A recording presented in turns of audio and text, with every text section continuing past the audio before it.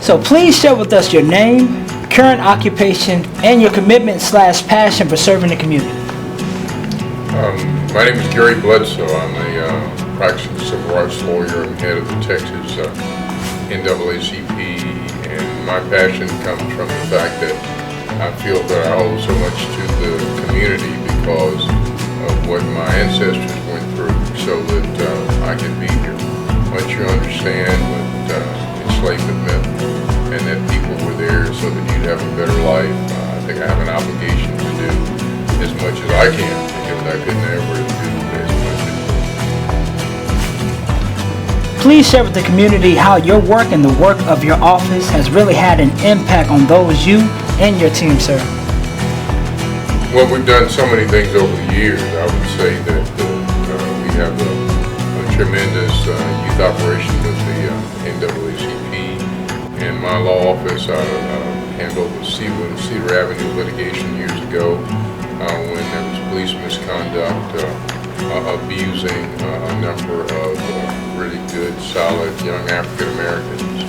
And so when we were able to get a fund created that sent many of them to college in my NAACP capacity, we've got corporations like AAYHF to put together substantial college scholarships for African American students. So we tried to do as much as we could, and we refer so many people over to AAYHF because they do such tremendous work. They're like a godsend to the community. So we try to be matchmakers as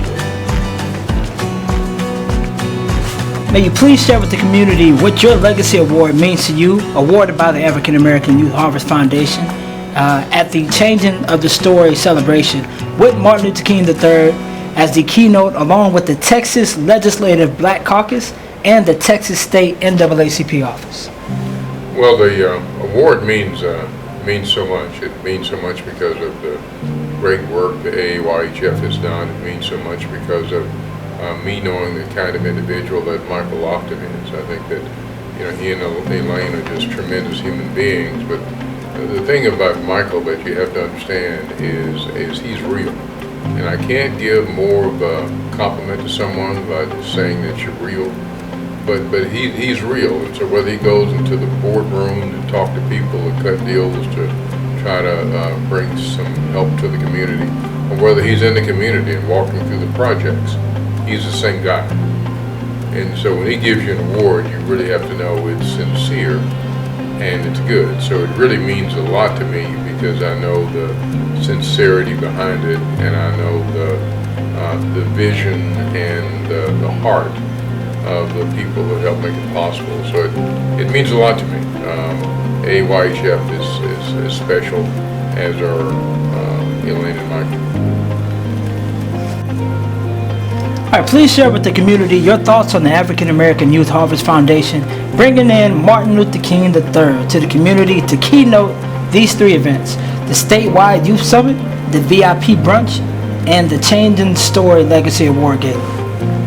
Well, I think it truly is eventful. I'm hoping this is like a metamorphosis because Austin is a good progressive city, but I think it's been lacking on the area of race. And I think that, for example, the gentrification that has occurred, we know about the whole idea of the removal of African Americans from their neighborhoods back in the 1920s. So Austin has a lot of atonement to engage in, and Martin Luther King III is someone who has a vision. He's trying to follow through as best as he can in reference to what his dad was doing and what his dad meant. And it's such a dangerous thing for members of his family to do the things that they do. So we have to applaud him because he's shown tremendous courage by trying to carry the mantle of his dad. I think he's done a tremendous job with that. And I only want to say that his dad, in my mind, was truly sent to us by God. I think that you listen to that April 3rd, 1968 speech that he gave. He knew he was going to die, but he was putting his life on the line so that we would have opportunities. And so I think we all owe something to the King family because he died for us, and that put his children in harm's way. And so, in so many ways, I'm just glad to see the community continue to support the King family, particularly Martin III. Please share your thoughts on the importance of the services the African American Youth Harvest brings to the community, along with 25 black social service nonprofits under one roof, and now the first nonprofit to be awarded a trauma recovery center in the state of Texas. Well, I think one thing that you understand, it's almost like a one-stop shop, and I think that's extremely important.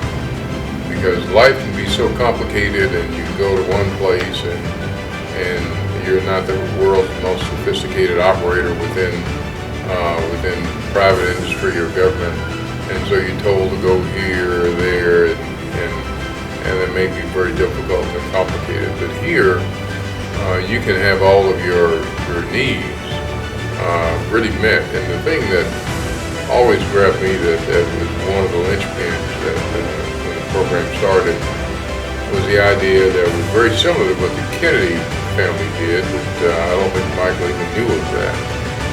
But one thing Michael tried to do many years ago was to bring people in who maybe were doing interesting things. So if somebody may be a city manager, if someone may be a judge, if someone may have some very visible position, if they may be a great entertainer, he brought them in to interact and for the kids to know that they had the same type of potential, so that they wouldn't feel as though only certain people could do those things. So what he's done to try to uplift young people and all that is truly great, because that is a really important thing. You know, Joe Kennedy used to bring in people for his kids to see. He'd bring in a brain surgeon one week, he'd bring in an astronaut the next week, but he wanted his kids to ask them questions so they understand what their life was like, what it took to do their jobs, but also so they wouldn't be intimidated, wouldn't feel like somebody was better than them, more knowledgeable than them. And I think that's one of the things that Michael does. And I think that the other thing is they treat everybody the right way. So you may be having issues and problems, but you're not looked down upon, right? Everybody here is the same as everybody else. And I think that's really a fundamental truth, and I think that's very valuable. So people feel at home, whether it's African American, Latino, Anglo, people feel at home here, and I think that's important. Would you recommend the community to attend the statewide youth summit and the Changing the Story Legacy Award Gala? Well, I think it's going to be important for the community. I think that for young people to be able to be there and to be around the people that we expect to be there, and especially Martin Luther King III, I think that what you're likely to learn and to be part of what I consider to be a historical event, I think would really be significant. I think that whether it's meeting and greeting and understanding others, or whether it's at the youth summit where people who may share similar concerns to you will be interacting with people that can help you. And so just the networking alone, there's so much importance in networking, and usually networking is left to the upper class. But I think that once you learn how valuable networking actually is, and once you understand that you are as good as anyone else, there's no reason why you can't be out there, that you can't go shake someone's hand, you can't get their card, you can't reach out to them. You know, there's the old Japanese proverb that I think is really important for us to recall, and it's called, if you can think it, you can do it. And so I think that a lot of those, the potential for thinking what they might be able to do and achieve would come from attending this event. So I think it would be a very positive thing for people to be there, and just to hear the message from Martin III would be tremendous. But I think it's going to be much more than that, and the Youth Summit should really be a special gathering.